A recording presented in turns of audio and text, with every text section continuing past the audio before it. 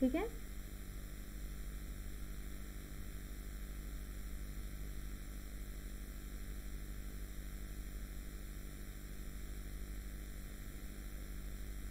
Screen show हो रही है।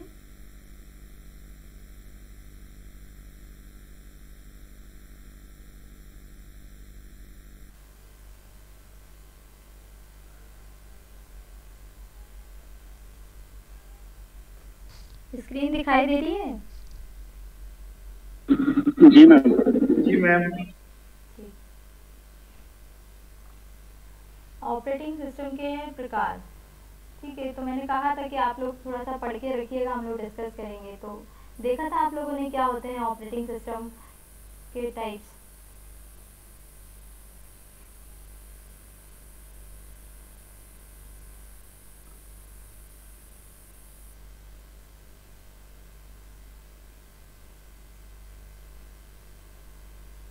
किसी ने भी नहीं देखा?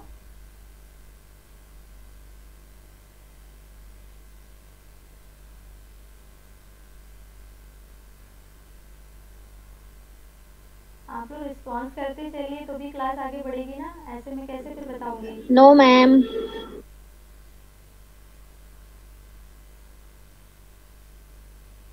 देख नहीं पाए मैम।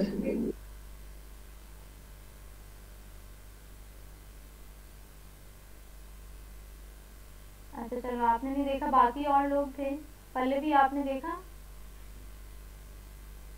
नो मैम, नहीं देखा मैंने। तो आप लोग ऐसे डायरेक्ट डायरेक्ट क्लास अटेंड करेंगे तो समझ में आ जाएगा सब कुछ, है ना।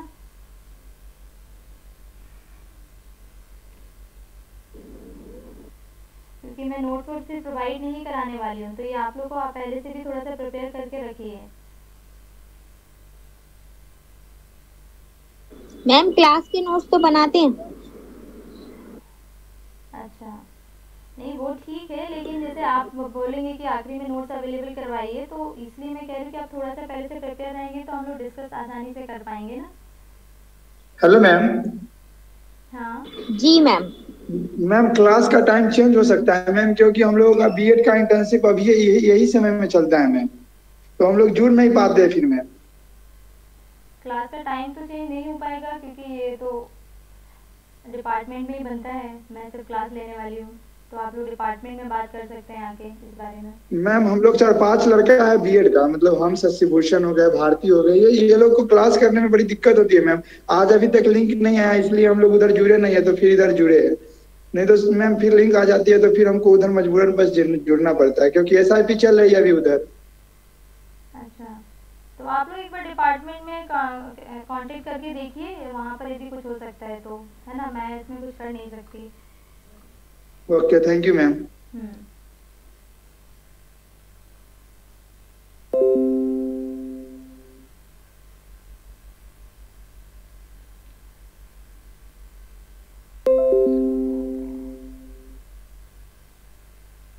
ठीक है चलो, ऑपरेटिंग सिस्टम के टाइप्स पे हम आ जाते हैं। हम लोग ऑपरेटिंग सिस्टम डिस्कस कर चुके हैं क्या होता है, और उसके फंक्शंस हम लोग डिस्कस कर चुके हैं। तो टाइप्स ऑफ ऑपरेटिंग सिस्टम क्या होते हैं।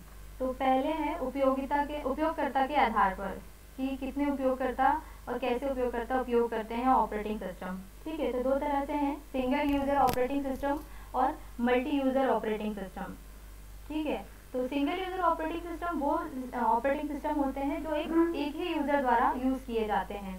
ठीक है, और मल्टी यूज़र ऑपरेटिंग सिस्टम जो मल्टीपल यूज़र द्वारा यूज़ किए जाते हैं।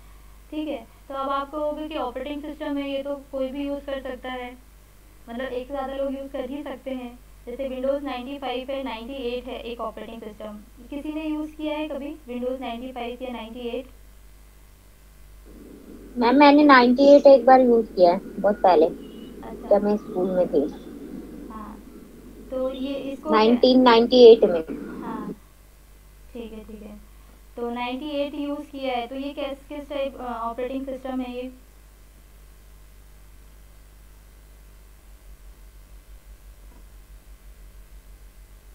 सिंगल यूज़र ऑपरेटिंग सिस्टम से ये अर्थ आता है कि जैसे कि हमारा सिस्टम है, जैसे मेरा लैपटॉप है और मैं इस पर लैपटॉप से अभी आपसे कनेक्ट कर रही हूँ, तो मैं विंडोज़ 10 ऑपरेटिंग सिस्टम यूज़ कर रही हूँ। ठीक है, तो विंडोज़ 10 ऑपरेटिंग सिस्टम मैंने अपने लैपटॉप के लिए ख़रीदा है और उसको इंस्टॉल किया है और फिर मैं उसको यूज़ कर रही हूँ, तो इसलिए ये क्या हो गया, सिंगल यूज़र ऑपरेटिंग सिस्टम हो गया। अब मैं उस ऑपरेटिंग सिस्टम को किसी और के साथ शेयर नहीं कर सकती हूँ, ठीक है। तो इसलिए सिंगल यूज़र ऑपरेटिंग सिस्टम हो जाते हैं। जैसे उदाहरण में है MS DOS, विंडोज़ 98, 95 और भी इसके उदाहरण हैं, ठीक है, विंडोज़ के। लेकिन मल्टी यूज़र ऑपरेटिंग सिस्टम में क्या है, अब इनके क्या पायरेटेड वर्जन्स भी आते हैं जो यूज़ कर सकते हैं लोग, ठीक है। लेकिन मल्टी यूज़र ऑपरेटिंग सिस्टम वो ऑपरेटिंग सिस्टम में आ जाते हैं जो ओपन सोर्स अवेलेबल हो, जो आपको ऑनलाइन अवेलेबल हो जाते हैं और आप डाउनलोड करके यूज़ कर सकते हैं।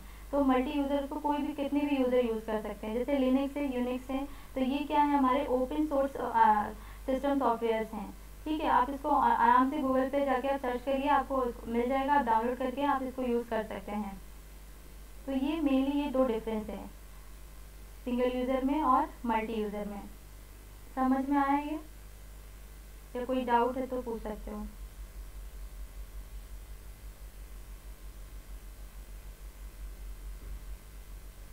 एक पॉइंट फिर ये भी है कि सिंगल यूज़र ऑपरेटिंग सिस्टम में सिर्फ आप एक ही अकाउंट बना सकते हैं, ठीक है। एक ही आपका जो यूज़ कर रहा है होस्ट अकाउंट बस वही होगा। मल्टी यूज़र ऑपरेटिंग सिस्टम में क्या है, आप एक ही सिस्टम पर एक से ज़्यादा अकाउंट बना सकते हैं। जैसे एडमिन लॉगिन हो सकता है, कोई पर्सनल किसी का स्पेसिफिक लॉगिन हो सकता है, कोई जनरल लॉगिन हो सकता है। जैसे कि हमारे लैब्स में कंप्यूटर्स होते हैं तो सभी में दो से ज़्यादा लॉगिन हो सकते हैं। मेनली दो लॉगिन होते हैं, एक एडमिन लॉगिन होता है और एक जनरल लॉगिन होता है। और कोई स्पेसिफिक पर्सन उसको रेगुलरली यूज़ कर रहा है तो एक लॉगिन और भी उसमें क्रिएट किया जा सकता है विद ऑथराइजेशन, ठीक है। तो ये डिफरेंस है सिंगल यूज़र ऑपरेटिंग सिस्टम में और मल्टी यूज़र ऑपरेटिंग सिस्टम में। आगे बढ़ें।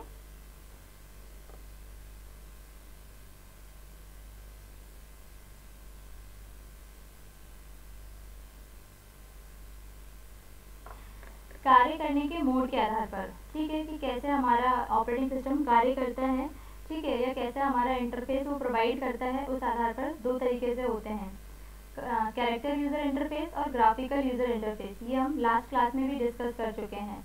तो कैरेक्टर यूज़र इंटरफेस को हम कमांड लाइन इंटरफेस भी कहते हैं, जो कमांड्स के द्वारा चलता है ऑपरेटिंग सिस्टम, जिसमें हम जो भी फंक्शंस करते हैं या जो भी प्रोसेस हम करते हैं या इनपुट देते हैं वो सारे कमांड्स के द्वारा दिए जाते हैं। जैसे मुझे कोई फाइल भी ओपन करनी है तो मैं उसके लिए कमांड दूंगी, या मुझे कोई एक्सेल फाइल चलानी है, या मुझे पेंट खोलना है, ठीक है, या मुझे पावर पॉइंट प्रेजेंटेशन ओपन करनी है, या मुझे ब्राउज़र ओपन करना है, तो उसके लिए भी मुझे उसमें कमांड देनी होगी। तो ये होते हैं कैरेक्टर यूज़र इंटरफेस जो कमांड बेस्ड होते हैं। तो इसका उदाहरण है MS DOS disk operating system, ये हम आने वाली क्लासेस में पढ़ेंगे। फिर नेक्स्ट है ग्राफिकल यूज़र इंटरफेस, ठीक है। ग्राफिकल यूज़र इंटरफेस क्या होता है, हमारा जो ग्राफिक्स हमको प्रोवाइड करता है। जैसे कि हम विंडोज़ के जो अभी न्यू वर्जन्स हैं, हम लोग जो विंडोज़ यूज़ कर रहे हैं, विंडोज़ 7, विंडोज़ 8, विंडोज़ 10 और XP, ये सारे क्या हैं, ये ग्राफिकल यूज़र बेस्ड हैं, ठीक है। आपको ग्राफिक्स के फॉर्म में आपको आइकन्स हैं, ठीक है, बटन्स हैं, जिसके थ्रू आप उसको एक्सेस कर पाते हैं, माउस के थ्रू, कीबोर्ड के थ्रू, ठीक है। इनपुट डिवाइसेस हम वहाँ से मैनेज कर पाते हैं, मतलब मैनेज करना ज़्यादा आसान है कैरेक्टर यूज़र इंटरफेस के बजाय ग्राफिकल यूज़र इंटरफेस के द्वारा, ठीक है। जी मैम। ठीक है, चलो नेक्स्ट है विकास क्रम के आधार पर।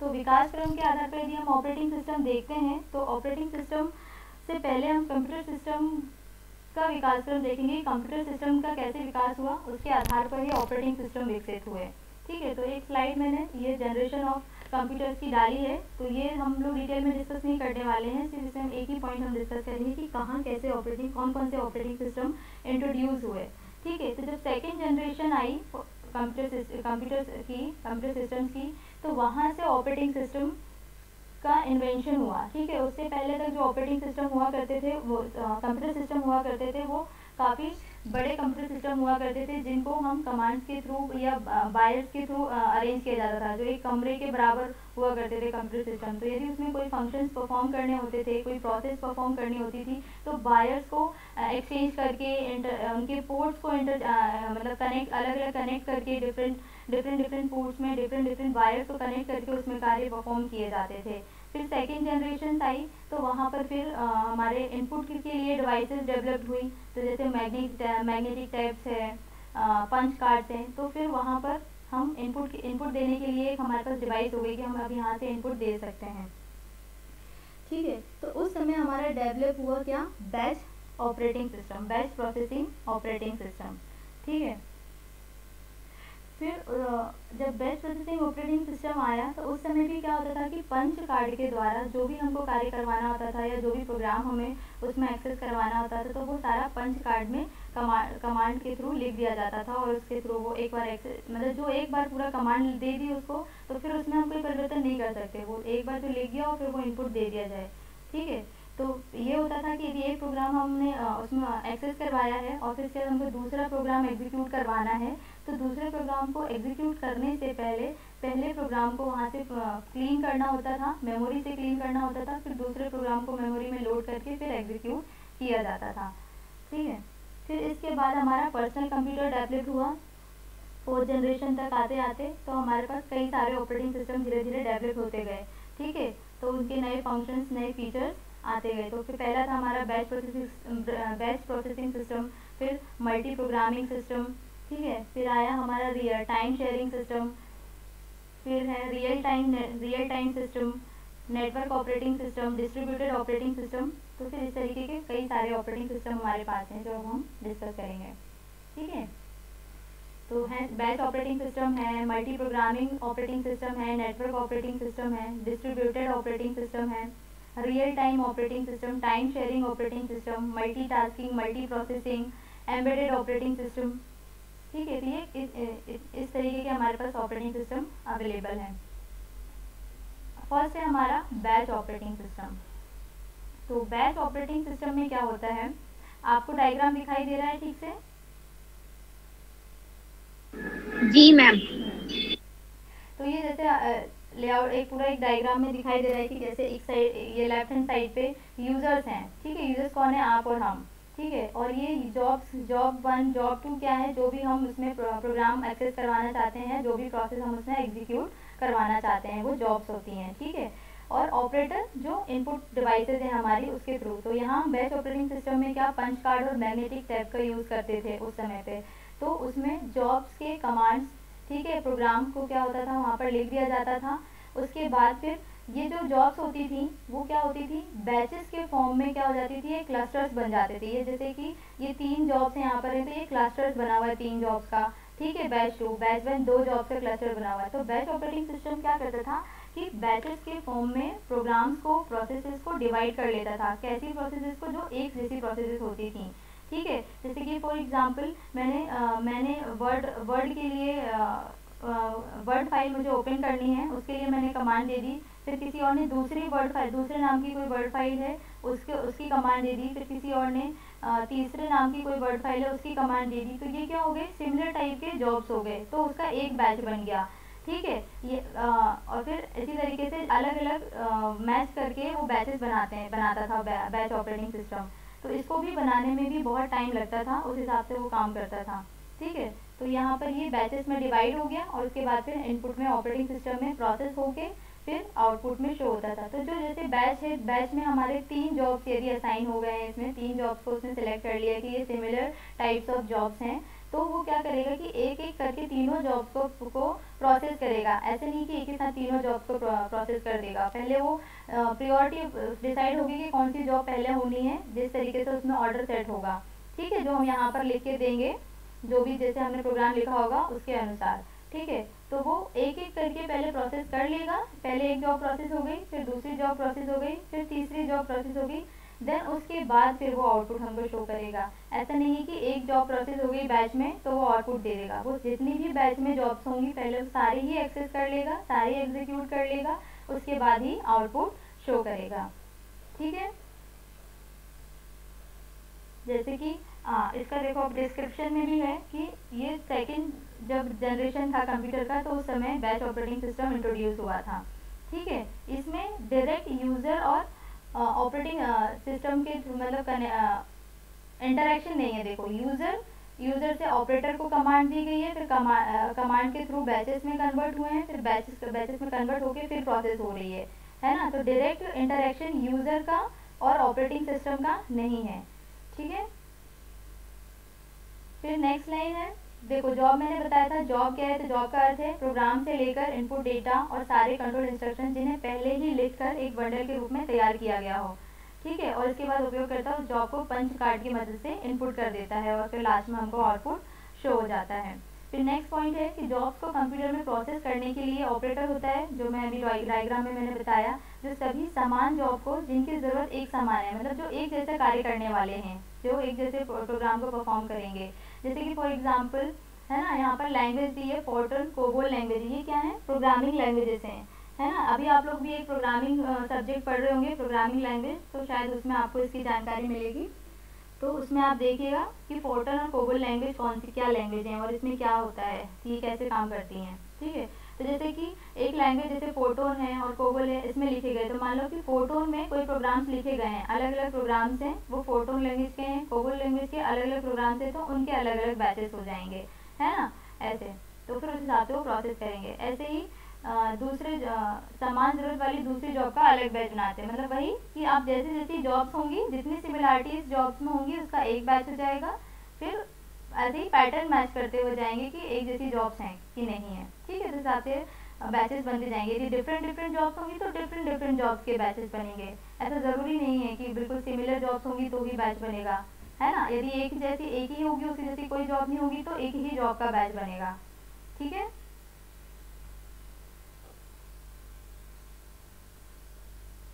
फिर नेक्स्ट है बैच ऑपरेटिंग सिस्टम के एडवांटेजेस और डिसएडवांटेजेस। तो पहला पॉइंट है एडवांटेजेस का, कि ये समान जॉब को सिंगल बैच में कर देने से ऑपरेटर के लिए जॉब सेटअप टाइम काफ़ी कम हो जाता है, ठीक है ना। क्योंकि हम क्या करते हैं, एक जैसी जॉब्स का बैच हमने बना दिया, 4 जॉब्स हैं एक जैसी हैं, उनका बैच बना दिया, तो वो क्या हो जाएंगी, बैच की वजह से उसका टाइम कम लगेगा, ठीक है। क्योंकि एक जैसी बैच है तो एक बार में ही वो मेमोरी में लोड हो जाएगा, तो वो बार बार जब दूसरी जॉब परफॉर्म होगी तो उसके लिए उतनी मेमोरी की आवश्यकता नहीं होगी, तो इसलिए यहाँ पर टाइम और मेमोरी मैनेज हो जाती है। फिर नेक्स्ट है ऑटोमेटिक जॉब सीक्वेंसिंग टेक्निक के प्रयोग से सीपीयू का आइडल टाइम भी काफ़ी कम हो जाता है, ठीक है। तो आइडल टाइम मतलब कि बेकार, जो स्टक हो गया है ना, तो सीपीयू में क्या होगा, जैसे कि ऑटोमेटिक जॉब सीक्वेंसिंग टेक्निक मतलब कि जॉब्स हैं, अब जॉब्स में क्या क्या होना चाहिए, सीक्वेंस होना चाहिए कि कैसे कैसे जॉब्स परफॉर्म होंगे 1 बाय 1 करके, ठीक है। तो अब जब पहले जैसे मान लो 3 जॉब है, तो जब जॉब 1 परफॉर्म हो जाएगी, मतलब प्रोसेस हो जाएगी, तभी सेकेंड जॉब पे वो जंप करेगा, ठीक है। तो जब तक पहली प्रोसेस चलती रहेगी, तो जब तक क्या हो जाएगा, सेकंड जॉब और थर्ड जॉब क्या करेंगे, वेट करेंगे, तो इसलिए वो आइडल टाइम वहाँ पर क्या हो जाएगा, उसका कम हो जाएगा, कि जल्दी जल्दी से वो जॉब को क्या कर देगा, प्रोसेस कर देगा, क्योंकि वो एक जैसी जॉब्स हैं तो उनमें टाइम कम लगेगा। फिर एक जैसे कार्य को करवाने के लिए समय खराब नहीं करना पड़ता है, केवल ऑपरेटर द्वारा कमांड दी जाती है, क्योंकि एक जैसे कार्य हैं तो उनके लिए एक जैसा ही कमांड लिखना है, एक जैसा ही प्रोग्राम लिखना है, अलग अलग प्रोग्राम लिखने की आवश्यकता नहीं है, इस वजह से समय की बचत भी होती है, ठीक है। फिर बैच में बार बार होने वाले कार्य आसानी से करवाए भी जा सकते हैं, ठीक है। अब एक ही कार्य है, उसी की प्रोसेस बार बार करवानी है, तो वो एक बार जब वो कार्य परफॉर्म हो जाता है तो उसके फिर उसको दोबारा करने में फिर ज़्यादा टाइम नहीं लगता है। तो ये इसके एडवांटेजेस हैं बैच ऑपरेटिंग सिस्टम के। फिर सेकंड है बेस्ट ऑपरेटिंग सिस्टम के डिसएडवांटेजेस।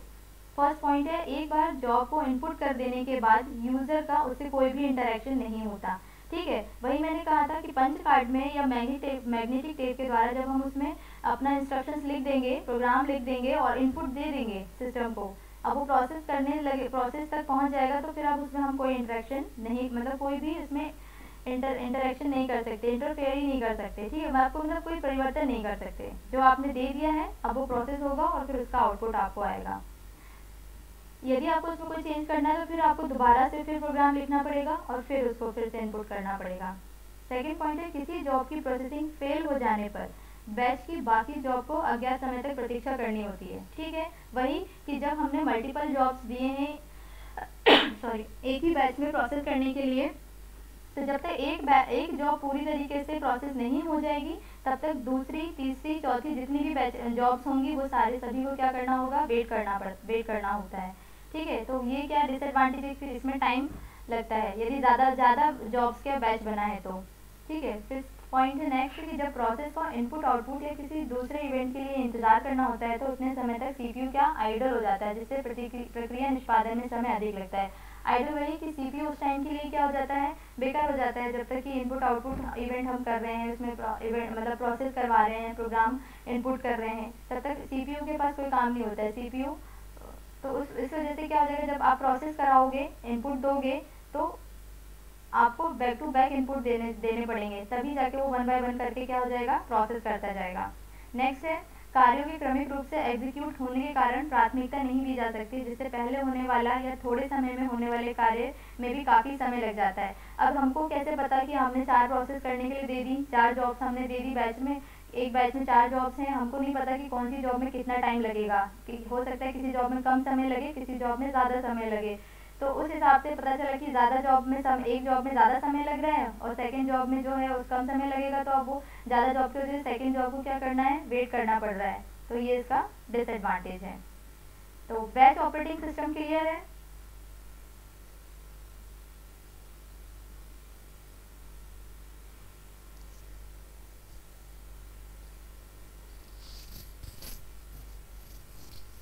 रिस्पॉन्स करेंगे आप में से कोई भी, सभी लोग सुन रहे हैं ना?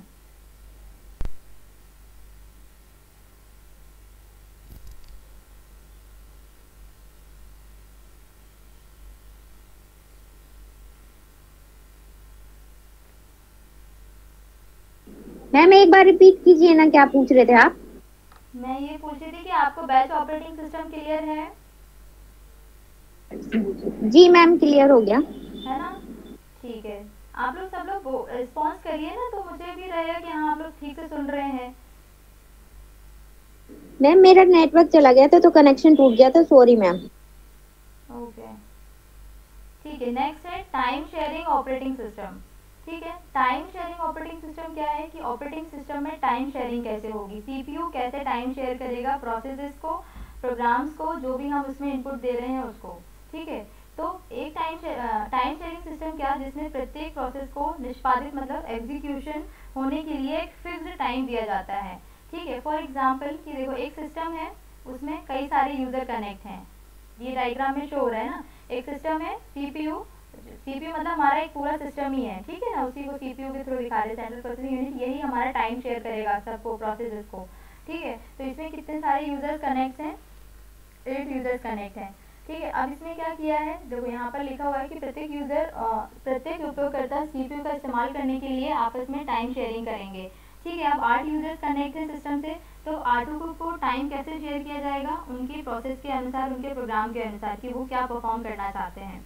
ठीक है, यदि एक यूजर के लिए सीपीयू इस्तेमाल करने का समय 2 सेकंड है फॉर एग्जांपल, ठीक है ना, कि दो सेकंड का टाइम दे दिया है एक यूजर को, तो क्या होगा कि जो ये फर्स्ट यूजर है, ये 2 सेकंड तक इसकी जो भी प्रोसेस है वो होगी, और जैसे ही 2 सेकंड पूरे होंगे वो दूसरे यूजर के पास सीपीयू अवेलेबल हो जाएगा। ठीक है, तो इस प्रकार से टाइम शेयरिंग ऑपरेटिंग सिस्टम काम करता है। ठीक है, इसे मल्टीटास्किंग ऑपरेटिंग सिस्टम भी कहते हैं, ये हम नेक्स्ट आगे डिस्कस करेंगे कि मल्टीटास्किंग ऑपरेटिंग सिस्टम और टाइम शेयरिंग ऑपरेटिंग सिस्टम में क्या सिमिलरिटी है और क्या डिससिमिलरिटी है। फिर टाइम शेयरिंग ऑपरेटिंग सिस्टम के एडवांटेजेस हैं। पहला है टास्क स्विचिंग का समय बहुत कम होता है, जिससे दूसरे टास्क को कम समय का इंतजार करना पड़ता है। ठीक है, जैसे कि वही कि हम क्या करेंगे कि जितने यूज़र हैं और उनकी प्रोसेस हैं, जो भी प्रोग्राम वो परफॉर्म कर रहे हैं, उनके अनुसार वो टाइम उनको अलॉट हो गया, तो उस हिसाब से वो टास्क क्या हो जाएंगे, जैसे जैसे टास्क जिस यूज़र का टास्क कंप्लीट हो जाएगा वैसे ही दूसरे यूज़र को सीपीयू अलॉट हो जाएगा, जैसे ही दूसरे यूज़र का टास्क कंप्लीट हो जाएगा वैसे ही तीसरे यूज़र को सीपीयू अलॉट हो जाएगा। ठीक है, इस तरीके से और ये टाइम शेयरिंग ऑपरेटिंग सिस्टम काम करता है। फिर है कि यदि किसी टास्क की प्रक्रिया पूरी हो जाए तो बाकी टास्क के बीच निर्धारित समय क्या हो जाता है, बढ़ जाता है। ठीक है, जैसे जैसे टास्क होते जाएंगे वैसे वैसे उनका क्या होता जाएगा समय, जैसे एक टास्क है उसमें 5 मिनट लग रहा है, दूसरे टास्क में हो सकता है 10 मिनट लगे, तीसरे टास्क में 7 मिनट लगे, उस हिसाब से ये टाइम शेयरिंग सिस्टम काम करेगा हमारा। फिर तीसरा है सभी प्रोसेस को निष्पादित होने के लिए समान समय मिलता है। ठीक है, अब सभी प्रोसेस समान समय मतलब प्रोसेस के डिपेंड कर रहा है कि हो सकता है किसी प्रोसेस को 5 मिनट लगेगा, किसी प्रोसेस को 10 मिनट लगेगा। ठीक है, तो वो वाला समान समय है, ऐसा नहीं है कि सारे यूजर्स को एक ही जैसा समय दिया गया है। ठीक है, वो हर यूजर की अपनी अपनी प्रोसेस एक्सेस करने टाइम पर डिपेंड करेगा। फिर नेक्स्ट है टाइम शेयरिंग ऑपरेटिंग सिस्टम के डिसएडवांटेजेस। टास्क स्विचिंग कभी कभी जटिल हो जाती है क्योंकि कई सारे यूजर और एप्लीकेशन चल रहे होते हैं जो सिस्टम को अटका सकते हैं, मीन्स कि सिस्टम को हैंग कर देते हैं। यदि एक साथ सभी यूजर्स अपने प्रोसेस करवाने लगेंगे, सारे मतलब प्रोग्राम को एक्सेस करने लगेंगे, तो हो सकता है कि CPU हमारा क्या हो जाए, हैंग हो जाए। तो ये इसका डिसएडवांटेज है। फिर है अधिक संसाधनों की खपत करता है, इसलिए इसे विशेष ऑपरेटिंग सिस्टम की आवश्यकता होती है। ठीक है, क्या है अब ये एक ही CPU को कितने सारे यूज़र यूज़ कर रहे हैं, तो इसमें कितने सारे रिसोर्सेज लग रहे हैं। ठीक है, तो ये इसका डिसएडवांटेज है। कई बार प्रबंधन मुश्किल होता है, वही कि जब इतने सारे यूज़र हैं, हर यूज़र की अपनी अपनी टास्क आएगी, अपनी अपनी प्रोसेस आएगी, तो उनको मैनेज करना भी थोड़ा सा मुश्किल हो जाता है। प्राथमिकता वाले कार्यों में भी समय प्रबंधन मुश्किल हो जाता है, ये भी डिसाइड करना मुश्किल हो जाता है कि किसको प्राथमिकता दी जाए और किसको प्राथमिकता मतलब थोड़ी कम दी जाए ऐसे। तो ये है टाइम शेयरिंग ऑपरेटिंग सिस्टम। आगे बढ़े? जी मैम। नहीं मैम। ओके, नेक्स्ट है डिस्ट्रीब्यूटेड ऑपरेटिंग सिस्टम। अब डायग्राम से शो हो रहा है डिस्ट्रीब्यूटेड ऑपरेटिंग सिस्टम में क्या है कि एक ऑपरेटिंग सिस्टम है और कई सारे हमारे पास क्या है, कंप्यूटर सिस्टम अवेलेबल है। यहाँ पर 5 कंप्यूटर सिस्टम हमें दिखा रहे हैं। ये क्या कर रहे हैं, एक ही ऑपरेटिंग सिस्टम को यूज़ करेंगे। अब ये कैसे यूज़ करेंगे, डिस्ट्रीब्यूटेड ऑपरेटिंग सिस्टम से तात्पर्य यह है कि ये कई सारे कंप्यूटर सिस्टम को कनेक्ट करता है। किस लिए, डेटा शेयरिंग करने के लिए, रिसोर्स शेयरिंग करने के लिए, फाइल्स शेयरिंग करने के लिए। ठीक है, इसके लिए इंटरनेट की आवश्यकता नहीं है। ठीक है, विदाउट इंटरनेट। तो जैसे देखो इसके कुछ पॉइंट्स हैं, जब कई सारे कंप्यूटर किसी नेटवर्क के माध्यम से आपस में इंटरकनेक्ट होकर एक दूसरे से टास्क शेयर करते हैं, तो उसे डिस्ट्रीब्यूटेड ऑपरेटिंग सिस्टम कहते हैं। ठीक है, ये क्या होता है, शॉर्ट डिस्टेंस में कंप्यूटर्स को कनेक्ट करके एक नेटवर्क क्रिएट किया जाता है। ठीक है, उस नेटवर्क की बात हो रही है यहाँ पे। ये ऑपरेटिंग सिस्टम कई रियल टाइम एप्लीकेशन और मल्टी यूजर सेवा के लिए भी कई सेंट्रल प्रोसेसर का उपयोग करते हैं। ठीक है, तो मीन्स कि भाई कि एक ऑपरेटिंग सिस्टम कई सारे प्रोसेसर का यूज़ कर रहा है। भाई प्रोसेसर मतलब कि हमारे कंप्यूटर सिस्टम सारे। फिर सेकंड पॉइंट है, प्रोसेसर विभिन्न प्रकार के communication lines, high speed buses और टेलीफोन लाइंस का उपयोग करके आपस में संचार करते हैं। ठीक है, तो हम क्या कैसे कनेक्ट करते हैं, तो ये इसी के थ्रू कनेक्ट होते हैं। ठीक है, एक दूसरे से कंप्यूटर लाइन जो लैन के थ्रू हमने जैसे कंप्यूटर 4 कंप्यूटर सिस्टम है, हमने लैन के थ्रू उन चारों को कनेक्ट कर दिया है, लोकल एरिया नेटवर्क क्रिएट कर दिया है 4 कंप्यूटर सिस्टम में, और उसमें हमारा डिस्ट्रीब्यूटेड ऑपरेटिंग सिस्टम रन हो रहा है। तो वो चारों सिस्टम में एक होस्ट सिस्टम होगा, बाकी तीनों जनरल सिस्टम्स होंगे। तो जो होस्ट सिस्टम होगा वो इंस्ट्रक्शन प्रोवाइड करेगा बाकी तीनों सिस्टम्स को कि कौन से सिस्टम को क्या कार्य करना है। ठीक है, फिर है नेक्स्ट पॉइंट कि ये कई सारे प्रोसेसरों का उपयोग कर विभिन्न एप्लीकेशंस को चलाते हैं तथा इन एप्लीकेशंस और सॉफ्टवेयर्स का उपयोग भी कई सारे यूजर करते हैं। ठीक है, अब मीन्स कि एक ही ऑपरेटिंग सिस्टम के थ्रू कई सारे कंप्यूटर सिस्टम कनेक्टेड हैं, तो वो क्या कर रहे हैं, कई सारे रिसोर्सेज शेयर कर सकते हैं, एप्लीकेशन शेयर कर सकते हैं। ठीक है, तो इसलिए इसे लूजली कपल सिस्टम भी कहा जाता है। इसका लाभ यह है कि यूज़र को बहुत सारे रिसोर्स उपयोग करने हेतु मिल जाते हैं, क्योंकि अब 4 कंप्यूटर सिस्टम है, चारों में हमने हो सकता है अलग अलग रिसोर्सेज हैं, तो अब चारों अलग अलग रिसोर्सेज को एक दूसरे से इंटरकनेक्टेड होकर क्या कर सकते हैं, यूज़ कर सकते हैं। अब इसमें क्या है कि अगर एक सिस्टम बिगड़ जाता है तो अन्य सिस्टम का उपयोग किया जा सकता है। ठीक है, जैसे बताया मैंने कि 4 सिस्टम एक दूसरे से इंटरकनेक्टेड हैं। ठीक है, एक होस्ट है, होस्ट को छोड़कर बाकी 3 में से यदि कोई सिस्टम में कोई खराबी आ जाती है या कोई भी दिक्कत आती है, वो अपना टास्क नहीं परफॉर्म कर पाता है, तो बाकी 2 सिस्टम पर बाकी 2 और जो होस्ट सिस्टम है उस पर तीनों पर उसका कोई प्रभाव नहीं पड़ेगा। ठीक है, तो इस तरीके से डिस्ट्रीब्यूटेड सिस्टम काम करता है। फिर है डिस्ट्रीब्यूटेड ऑपरेटिंग सिस्टम के एडवांटेजेस। पहला पॉइंट, संसाधन साझा करने में आसानी होती है, भाई रिसोर्सेज शेयर करने में। ठीक है, सेकंड है, यदि एक साइट विफल हो जाती है तो शेष साइटें संचालन जारी रख सकती हैं, क्योंकि सभी सिस्टम एक दूसरे से क्या है, स्वतंत्र हैं। जो अभी मैंने बताया कि तीनों सिस्टम में, चारों सिस्टम में से यदि कोई एक सिस्टम में कोई खराबी हो जाएगी तो बाकी 3 सिस्टम में इस पर कोई प्रभाव नहीं पड़ेगा। यदि किसी नोड के पास ज़्यादा काम आ जाता है तो डिस्ट्रीब्यूटेड सिस्टम उस लोड को नेटवर्क के दूसरे नोड को शेयर कर देता है। वही यदि एक सिस्टम पर ज़्यादा काम है, यदि उसके CPU और मेमोरी पर ज़्यादा लोड आ रहा है, तो वो बाकी जो दो सिस्टम और हैं उनको शेयर कर सकता है। ठीक है, मतलब शेयर कर देता है, जिससे कि इस सिस्टम का लोड, मतलब सिस्टम जैसे 4 सिस्टम है, system A, system B, system C, system D। ठीक है, तो सिस्टम A हमारा होस्ट है, तो सिस्टम B पे यदि हमारा लोड आ जाता है, ठीक है, नेटवर्क मेमोरी पर यदि ज़्यादा फर्क पड़ता है कि इसमें बहुत ज़्यादा डेटा हो गया है, मेमोरी नहीं है, तो फिर वो क्या करेगा, सिस्टम C पे या सिस्टम D पे उसको शेयर कर देगा। ठीक है, फिर यूज़र आसानी से आपस में संसाधनों को शेयर कर सकते हैं। वही पहला और लास्ट पॉइंट सेम ही है। ठीक है, फिर है डिसएडवांटेजेस। अगर मुख्य नेटवर्क फेल हो जाए तो उससे सभी कंप्यूटर कम्युनिकेशन टूट जाएगा। वही जो मैंने कहा कि 4 कंप्यूटर में जो होस्ट कंप्यूटर है जो सभी को मैनेज कर रहा है, यदि उसमें कोई समस्या आ जाती है तो फिर हमारा पूरा नेटवर्क क्या हो जाएगा, टूट जाएगा। ठीक है, तो ये इसका डिसएडवांटेज है डिस्ट्रीब्यूटेड ऑपरेटिंग सिस्टम का। फिर है इस प्रकार के ऑपरेटिंग सिस्टम आसानी से उपलब्ध नहीं है क्योंकि ये काफ़ी महंगे होते हैं। ठीक है, ये distributed operating system short areas में ही डेवलप किए जाते हैं। बहुत सारे इंस्टीट्यूट्स में, कंपनीज में जो जिनका उनका कंपनीज के अंदर ही काम है, उनको बाहर कोई काम नहीं करना है, इंटरनेट के थ्रू उनको कोई काम नहीं करना है, तो वहाँ पर इन ऑपरेटिंग सिस्टम का यूज़ किया जाता है। फिर ये 2 प्रकार के होते हैं distributed operating system, client server system और पीयर टू पीयर सिस्टम। पहला है client server system. Client server system के डायग्राम से दिखाई दे रहा है कि ये हमारे क्या हैं, ये सारे क्लाइंट्स हैं 1 2 3 4 5 एंड 6। ठीक है, ये सारे क्लाइंट्स हैं। ये हमारा क्या है, सर्वर है, और ये हमारा क्या है, लैन वैन और इंटरनेट के थ्रू हमने क्या किया कर रखा है, क्लाइंट्स को सर्वर से कनेक्ट कर रखा है। ठीक है, जैसे हम इंटरनेट यूज करते हैं, तो कनेक्ट हुआ है क्या? ठीक है, तो क्लाइंट सर्वर क्या समझ में आ रहा है आपको? अच्छा, आप पहले बताइए, आप में से कोई भी क्लाइंट सर्वर कंप्यूटिंग से क्या समझ में आ रहा है?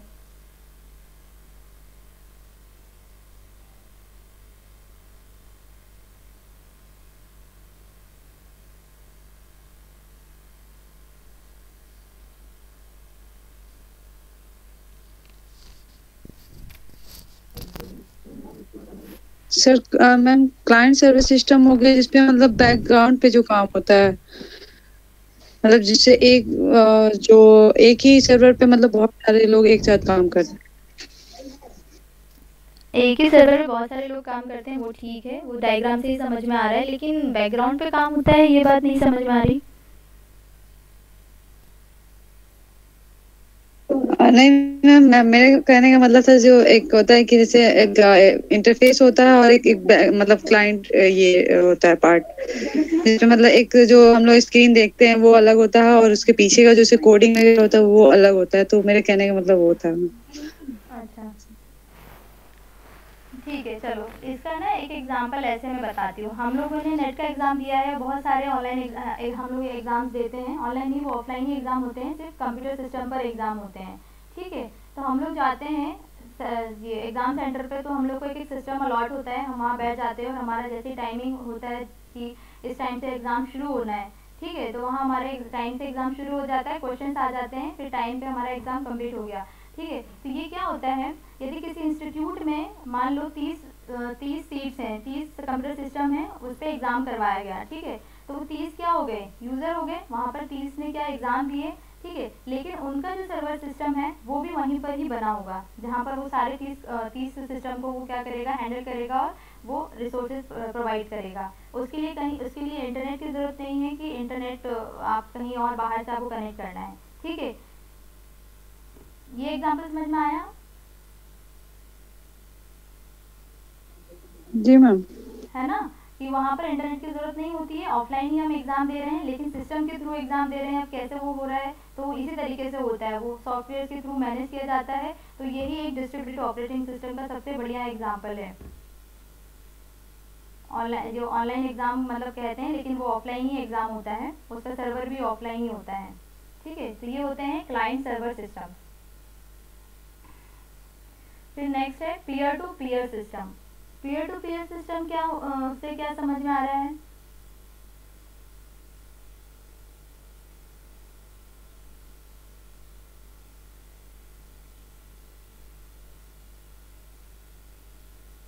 चलो, पीयर टू पीयर सिस्टम क्या होते हैं, सारे जितने भी सिस्टम है, जैसे इस डायग्राम में 6 सिस्टम हमको दिख रहे हैं, तो 6 क्या सिस्टम है, एक दूसरे से इंटरकनेक्टेड हैं।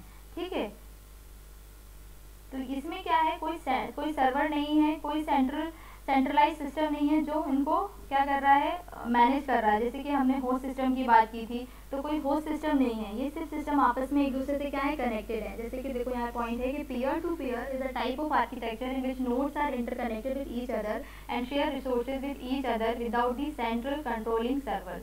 ठीक है, फॉर एग्जाम्पल कि जैसे हमारे मोबाइल फ़ोन से हम लोग क्या करते हैं, मोबाइल्स के थ्रू डेटा शेयर करते हैं, तो जैसे कि ब्लूटूथ से हमने शेयरिंग की कोई चीज़, है ना, तो उसके लिए इंटरनेट की ज़रूरत तो हमको नहीं लगी, है ना। उसके लिए क्या है, एक डिस्टेंस रेंज होती है कि आपको सिर्फ इतने डिस्टेंस के अंदर आप यदि शेयर कर सकते हैं ब्लूटूथ के थ्रू डेटा। ठीक कह रही हूँ? जी।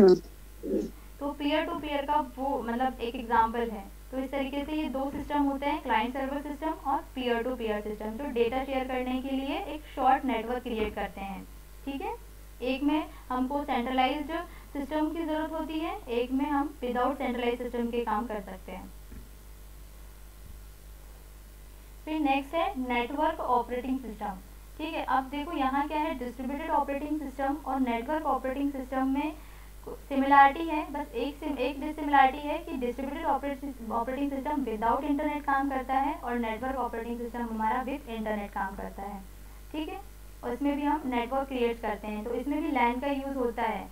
ठीक है, तो ये देखो इसमें कितने सारे एजेंट्स हैं, सर्वर से कनेक्ट हैं। ठीक है, और इसमें एडमिनिस्ट्रेटिव पोर्टल भी है, वही एडमिन पोर्टल भी है, जो सारे सिस्टम्स को क्या करेगा, मैनेज करेगा, सारे सभी सिस्टम्स के नेटवर्क्स को मैनेज करेगा सर्वर्स के थ्रू। ठीक है, सर्वर्स और जैसे कि इसका एग्जांपल ले सकते हैं, लेकिन पूरे एक में आपकी आवाज क्लियर नहीं है। इसका लीप ले सकते हैं, मतलब कि नेटवर्क एक है लेकिन उससे बहुत सारे सिस्टम इंटरकनेक्टेड हैं, अपना पासवर्ड डाल तो ओपन हो जाता है। एक बार और रिपीट करिए ना, आपकी आवाज ठीक से नहीं आ रही है। अभी आ रही है मैडम? हाँ अभी ठीक है मैम। इसका एग्जांपल लीला ले सकते हैं कि लीला मतलब कि नेटवर्क तो एक है लेकिन मतलब कि सिस्टम्स बहुत सारे लीला में जो भी रखे हुए हैं वो एक ही, मतलब कि लैन एक है लेकिन बहुत सारे सिस्टम वर्क कर रहे हैं। हाँ बिल्कुल, लैब्स वगैरह में इसी तरीके से ही अरेंजमेंट की जाती है। तो जैसे वो लैन कनेक्शन हो गया, वो भी क्या हो गया, डिस्टेंस बेस्ड होता है, लोकल एरिया नेटवर्क की आप एक ही इंस्टीट्यूट में, है ना, या एक ही कमरे में आप उस नेटवर्क को क्रिएट कर सकते हैं। ठीक है, फिर उससे बढ़कर वाइड एरिया नेटवर्क होता है, फिर मेट्रोपॉलिटन एरिया नेटवर्क होता है, फिर हमारा वाईफाई आ जाता है ना, और इंटरनेट फिर अलग ही है जो मोबाइल नेटवर्किंग हम यूज़ करते हैं, तो वो चीज़ है। तो नेटवर्क ऑपरेटिंग सिस्टम सर्वर के ऊपर चलता है, इसमें डेटा को मैनेज करने की, यूजर्स को मैनेज करने की और ग्रुप ऑफ यूजर्स को मैनेज करने की क्षमता होती है, और ये सिक्योरिटी भी उपलब्ध करवाता है कि आपको किस तरीके का नेटवर्क आप यूज़ कर रहे हो, तो वहाँ पर आप किस किस तरीके के प्रोसेस को एक्सेस कर सकते हैं। ठीक है, वहाँ ऑथोराइजेशन और अनऑथोराइजेशन दोनों का ही ध्यान रखता है नेटवर्क ऑपरेटिंग सिस्टम, कि हमारे लिए क्या, हमारे सिस्टम में क्या किस किस चीज़ की ऑथोराइजेशन है। ठीक है, और ये किसी भी कंप्यूटर को प्रिंटर, स्कैनर आदि डिवाइसेस शेयर करना और एप्लीकेशन का उपयोग करने की परमिशन भी देता है। जैसे कि पेरिफेरल डिवाइसेस होती हैं हमारी, ये प्रिंटर, स्कैनर, ठीक है, फैक्स, ये सब मशीन्स क्या होती है, हमारी पेरिफेरल डिवाइसेस हैं जो एक्सटर्नली कनेक्टेड होती हैं सिस्टम से। इसके अलावा क्लाइंट कंप्यूटर भी नेटवर्क से जुड़े दूसरे कंप्यूटर के अंतर्निहित कॉन्फ़िगरेशन, जो इंटरनल कॉन्फ़िगरेशन होते हैं, उनको उनके इंडिविजुअल कनेक्शन आदि के बारे में भी जानकारी रखते हैं। ठीक है, मीन्स कि जैसे देखो इतने सारे कंप्यूटर्स हमारे सर्वर से कनेक्टेड हैं, तो ये हर एक कंप्यूटर का क्या कॉन्फ़िगरेशन है, इसका प्रोसेसर कितना है, इसकी मेमोरी कितनी है, ठीक है, इसमें ग्राफिक्स कैसा है, इस हर एक कंप्यूटर का अपना इंडिविजुअल है। तो ये एक दूसरे से क्या है, सर्वर के थ्रू इंटरकनेक्टेड भी है, तो इनको हर एक दूसरे मतलब एक दूसरे की जानकारी है कि किसका क्या कॉन्फ़िगरेशन है। ठीक है, तो ये मैनेज किया जा सकता है किसके थ्रू, एडमिनिस्ट्रेशन पोर्टल के थ्रू। ठीक है, तो इसलिए इसे टाइटली कपल सिस्टम भी कहते हैं। डिस्ट्रीब्यूटेड में ये थोड़ा सा मुश्किल है, इसलिए वो लूजली कपल सिस्टम है। नेक्स्ट है नेटवर्क ऑपरेटिंग सिस्टम के एडवांटेजेस। एक ही सेंट्रल सर्वर से हम बाकी कंप्यूटर को क्या कर सकते हैं, हैंडल कर सकते हैं, मैनेज कर सकते हैं, इसलिए ये इसका एडवांटेज है। फिर सभी कंप्यूटरों की सिक्योरिटी को भी केंद्रीय सर्वर के माध्यम से नियंत्रित किया जा सकता है। ठीक है, फिर नेक्स्ट है कंप्यूटरों में नई टेक्नोलॉजी, सॉफ्टवेयर और हार्डवेयर को आसानी से अपडेट या रिप्लेस भी किया जा सकता है। ठीक है, अब एडमिनिस्ट्रेटिव सिस्टम जो होगा हमारा, उससे हम बाकी जो जितने भी सिस्टम्स कनेक्टेड हैं, हम एक जगह यहाँ से कोई परिवर्तन करेंगे तो उस नेटवर्क कनेक्ट करेंगे तो हम बाकी सिस्टम्स में भी उसमें परिवर्तन कर सकते हैं। फिर इसके डिसएडवांटेजेस हैं कि केंद्रीय सर्वर को रोजाना रखरखाव और अपडेट करने की आवश्यकता होती है। ठीक है, तो आप केंद्रीय सर्वर जो है हमारा, सेंट्रलाइज सर्वर जो है, उसको हमको मैनेज करना बहुत मुश्किल है। ठीक है, ये इसका डिसएडवांटेज है नेटवर्क ऑपरेटिंग सिस्टम का। फिर सेकंड पॉइंट है, उपयोगकर्ता को केंद्रीय सर्वर पर निर्भर रहना पड़ता है, क्योंकि आप जो भी अपडेशन करने हैं, जो भी चीज़ें नई ऐड करनी है, तो वो आपको सेंट्रलाइज सिस्टम से ही ऐड करना पड़ेगा, जिससे सभी सर्वर सभी सिस्टम्स में उसकी इन्फॉर्मेशन चली जाएगी। और फिर इनके सर्वर काफ़ी महंगे भी होते हैं, तो ये इसके डिसएडवांटेज हैं। फिर नेक्स्ट है real time operating system. Real time operating system data processing system के रूप में भी जाने जाते हैं, ठीक है। इनमें किसी इवेंट को क्रियान्वित करने मीन्स कि इम्प्लीमेंट करने के लिए एक पूर्व निर्धारित समय होता है, जिसे रिस्पॉन्स टाइम किया जाता है। कि जैसे कि इस ऑपरेटिंग सिस्टम में यदि हम कुछ कार्य करना चाह रहे हैं या कोई प्रोसेस हमको करवानी है, तो उसके लिए पहले से ही उसका टाइम फिक्स कर दिया जाएगा, ठीक है। जैसे कि हम अलार्म लगाते हैं हमारे फ़ोन में, है ना, या हमारे पास अलार्म वॉच है, तो हम उसमें क्या करते हैं, एक टाइम फिक्स कर देते हैं कि इस टाइम पे अलार्म हमारा बज जाए। तो वो भी क्या है, रियल टाइम ऑपरेटिंग सिस्टम का एक रियल उदाहरण है, ठीक है। फिर ये प्राथमिक रूप से प्रोसेस कंट्रोल एवं टेलीकम्युनिकेशन में ज़्यादातर यूज़ किए जाते हैं। जो टेलीकम्युनिकेशन कंपनीज हैं वो टाइम बेस्ड काम करती हैं, तो इसलिए वहाँ पर ये रियल टाइम ऑपरेटिंग सिस्टम का यूज़ किया जाता है। फिर इसका उपयोग वैज्ञानिक अनुसंधान कार्यों में, मेडिकल इमेजिंग सिस्टम में, औद्योगिक नियंत्रण सिस्टम, रोबोट्स में, हवाई यातायात नियंत्रण एवं मिसाइल सिस्टम, जहाँ एक निश्चित समय में मिसाइल को लॉन्च करना है, ठीक है। तो इस तरीके की चीज़ों में रियल ऑपरेटिंग सिस्टम का उपयोग किया जाता है, जहाँ पर टाइम की को मतलब फिक्स होना है कि हाँ इस टाइम पे ये कार्य ये प्रोसेस होनी चाहिए। आपने पहले से ही आपने टाइम फिक्स कर रखा है, तो वहाँ पर वो उस प्रोसेस को उस टाइम पे आने पे प्रोसेस कर दे, इसलिए वो रियल टाइम ऑपरेटिंग सिस्टम कहलाते हैं। फिर इसके ये दो तरीके से होते हैं real time operating system, hard real time और soft real time. Hard real time operating system ये ऑपरेटिंग सिस्टम उन एप्लीकेशन में उपयोग किए जाते हैं जहाँ समय की बहुत पाबंदी होती है, मतलब फिक्स होना चाहिए टाइम, ठीक है, या प्रतिक्रिया देने में थोड़ी भी देरी स्वीकार नहीं की जाए। यदि आपने इसमें यदि इसका जो टाइम फिक्स है और उस टाइम के आधार पर आपने मतलब रिस्पॉन्स नहीं किया है, तो फिर वो आपका वहाँ पर सेशन आउट हो जाएगा और वो उसको परफॉर्म नहीं करेगा। ये किसी संवेदनशील कार्यों को निश्चित समय में पूरा करने की गारंटी देते हैं कि यदि आप कोई इंपॉर्टेंट आपका कोई क्रूशियल प्रोसेस है जिसको आपको करवाना है और एक उसी टाइम पे आपको करवाना है, तो उसके लिए ये गारंटी देता है यदि आपने टाइम से उसको मैनेज किया है, इसके अंदर प्रॉपर आपने प्रोसेस को इनपुट किया है, तो इसमें कोई सेकेंडरी मेमोरी नहीं होती है। फिर है second soft real time system operating system. ये हार्ड रियल टाइम के मुकाबले कम प्रतिबंधात्मक होते हैं, ठीक है, पर ये संवेदनशील कार्यों को अन्य सभी कार्यों से अधिक वरीयता देते हैं। मीन्स यदि इनके पास नंबर ऑफ प्रोसेसेस हैं और उसमें वो देखते हैं कि भाई किसकी प्रायोरिटी है ज़्यादा, उसको पहले परफॉर्म करना है, तो उस आधार पर ये soft real time operating system काम करते हैं। इसमें यदि रिस्पॉन्स थोड़ा सा लेट हो भी जाता है तो टास्क जो हमारा होता है वो सेशन जो होता है वो सेशन आउट नहीं होता है, ठीक है। फिर इसके एडवांटेजेस और डिसएडवांटेजेस।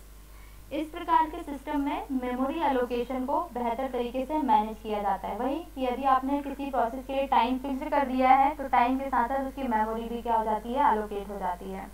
डिवाइस और सिस्टम का अधिकतम उपयोग इसमें किया जाता है, मतलब ज़्यादातर डिवाइसेस का इसमें ऐड किया जाता है ऑपरेटिंग सिस्टम में, ठीक है। तो ये इसके एडवांटेजेस में है कि आप जितनी डिवाइसेस आप यूज़ करेंगे, कनेक्ट करेंगे सिस्टम से, तो वो उसको जल्दी प्रोसेस करने का काम करेगा, क्योंकि वो स्पेसिफिक टास्क को ही परफॉर्म करने वाले होंगे जो डिवाइसेस होंगे।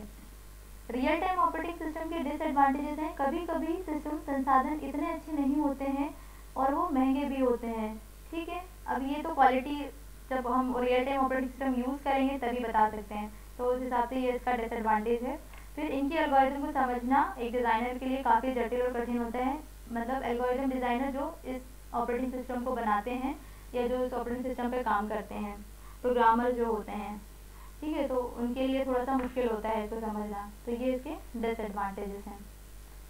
क्लियर हुआ real time operating system?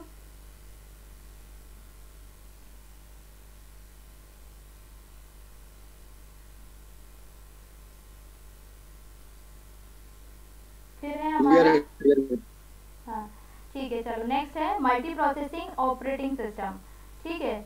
Diagram में हमको दिखाई दे रहे हैं क्या है, एक से ज़्यादा क्या है प्रोसेसर्स हैं जो क्या कर रहे हैं, एक ही सिस्टम पे काम करेंगे, मतलब एक ही हमने क्या किया है, एक मॉनिटर से कई सारे सीपीयू को कनेक्टेड कर दिया जाता है। इस ऑपरेटिंग सिस्टम को जब प्रयोग करते हैं तो वो क्या करता है, वो ऑपरेटिंग सिस्टम कई सारे सीपीयू को मैनेज करता है, ठीक है। ज़्यादातर कंप्यूटर सिस्टम सिर्फ एक प्रोसेसर अर्थात सीपीयू का उपयोग करते हैं। ज़्यादातर क्या मोस्ट मतलब हमेशा यही होता है, जैसे कि लैपटॉप है तो इसमें एक ही प्रोसेसर काम कर रहा है, मल्टीपल प्रोसेसर तो है नहीं, है ना। या एक फ़ोन है, एक स्मार्टफोन है तो वो भी एक ही प्रोसेसर का ही यूज़ करेगा, ठीक है। लेकिन मल्टी प्रोसेसिंग ऑपरेटिंग सिस्टम जब देखते हैं तो इसमें मल्टीपल प्रोसेसर्स का यूज़ किया जाता है।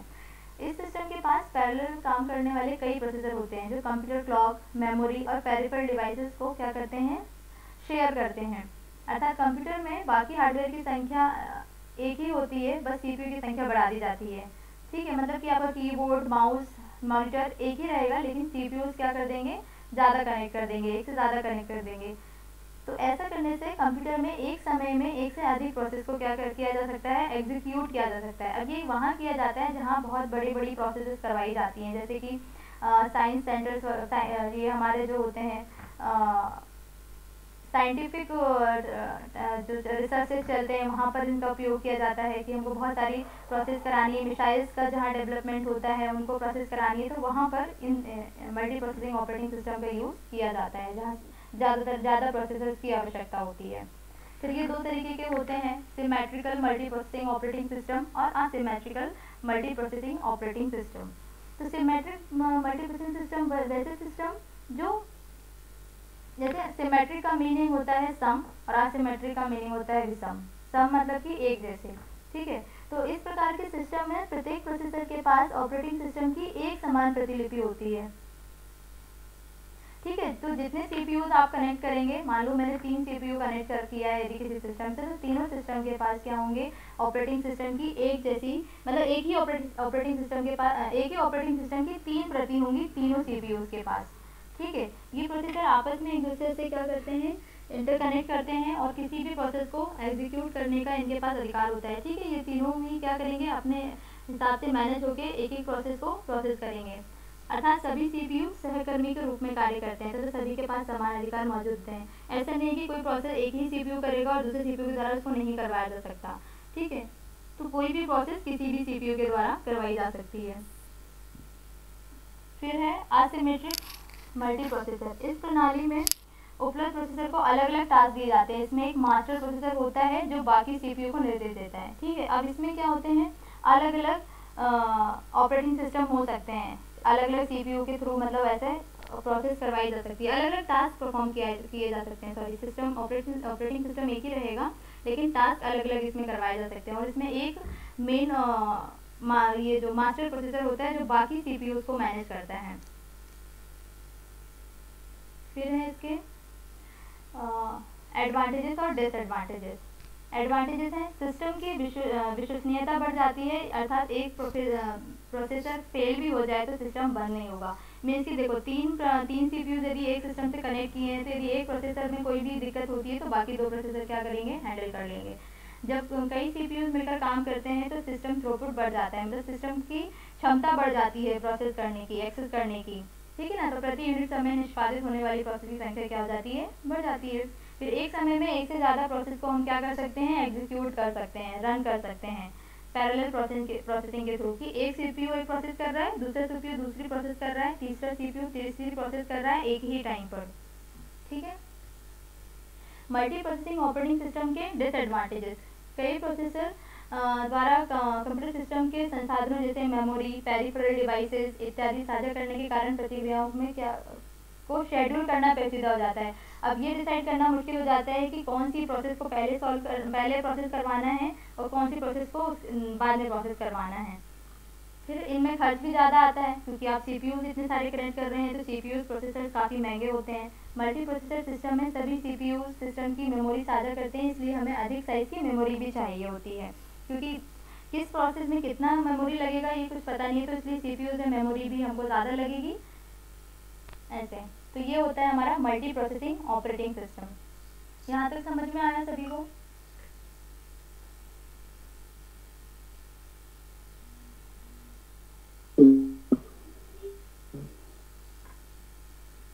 एक और बचा है, फिर हम नेक्स्ट है embedded operating system. Embedded operating system को किसी विशेष डिवाइस के लिए एक विशिष्ट कार्य करने के लिए डिज़ाइन किया जाता है। ये ऐसे ऑपरेटिंग सिस्टम होते हैं जो स्पेसिफिक टास्क परफॉर्म करने के लिए यूज़ किए जाते हैं। आपको पूरा कंप्यूटर सिस्टम नहीं चलाना है इनसे, सिर्फ आपको कोई एक पर्टिकुलर टास्क के लिए सिर्फ ये सिस्टम डेवलप किए जाते हैं, जो कि कंप्यूटर भी नहीं होते हैं, सिर्फ इलेक्ट्रॉनिक डिवाइसेस होती हैं।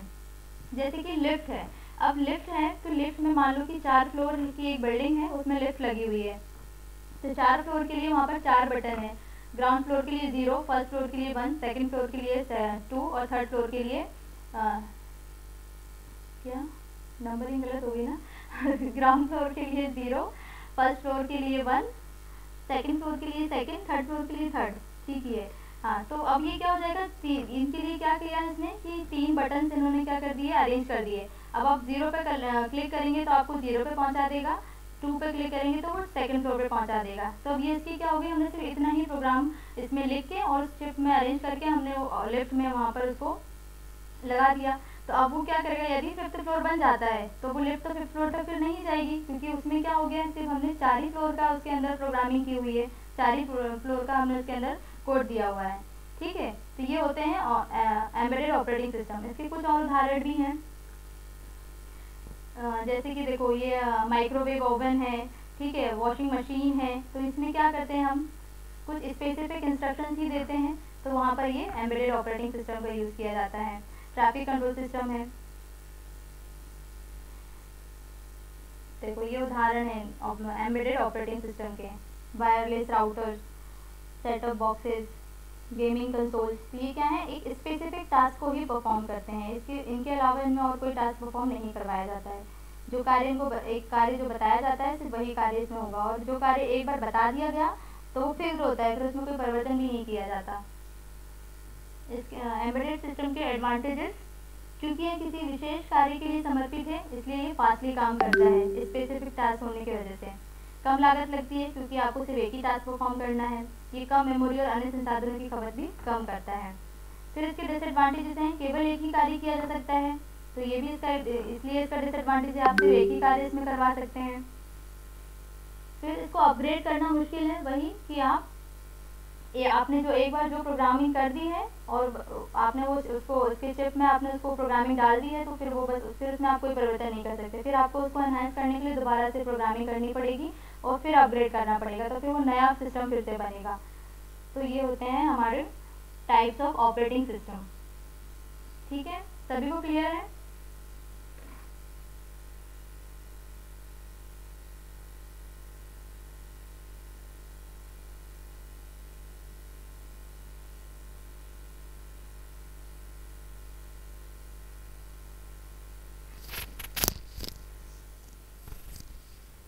ठीक है, फिर हम लोग यहीं पर क्लास यहीं समाप्त करते हैं।